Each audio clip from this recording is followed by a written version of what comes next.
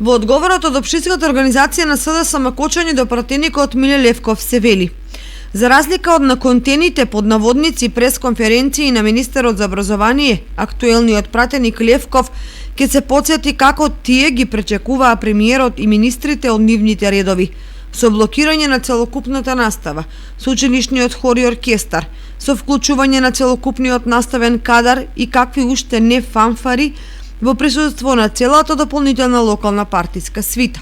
За разлика од нив, актуелните директори не ја прекинаа онлайн наставата заради пречек на министерката Мила Царовска и околу нив немаше партиско раководство.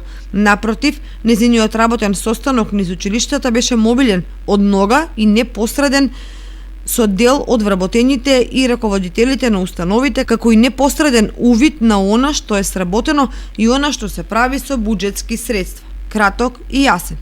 По состанокот, министерката веднаш замина за Скопје, каде и понатаму беше посветена на својот ресор, додека министрите на ВМРО, ДПМН и премиерот во нивно време го искористуваа понатаму денот за партиски активности.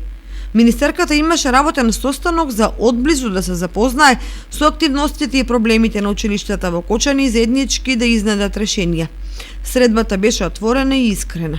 За разлика во нивно време, кога се беше вештачки, со однапред познати новинари и нарачани прашања, без критики и само со фалби.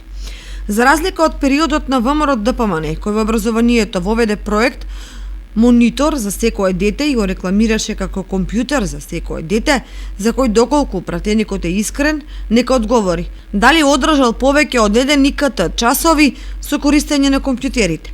Онлайн наставата функционира и за тоа е запознаена јавност, а реакциите на наставниот кадар, учениците и родителите се повеќе од позитивни, но кога е во прашање опозицијскиот пратеник, се е нефункционално и црно.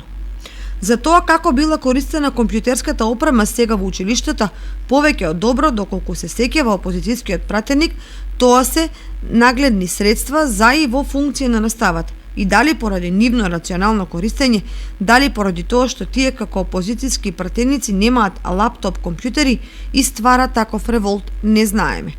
Нека се потсети каква компјутерска опрема остави зад себе воопшто. Напротив, коментарите на наставниот кадар за користење на персоналните компјутери, за разлика од неговите негативни ставови, се позитивни. Зар не се сеќавате во каква состојба ги оставивте училиштата без пандемија, заглавени финансиски, без елементарни услови за работа? Ги користевте за партиски штабови, а денес критикувате се, дури и позитивните работи. Пратенику, дајте, одважете се малку, бидете еднаш конструктивни. Доволно критика, дајте, помогнете му на образованието, онаму каде што можете. Доста со празни зборови и обвинувања. Бивш наставнику, време е теоријата да ја применете во пракса. Доста со празни партиски предавања.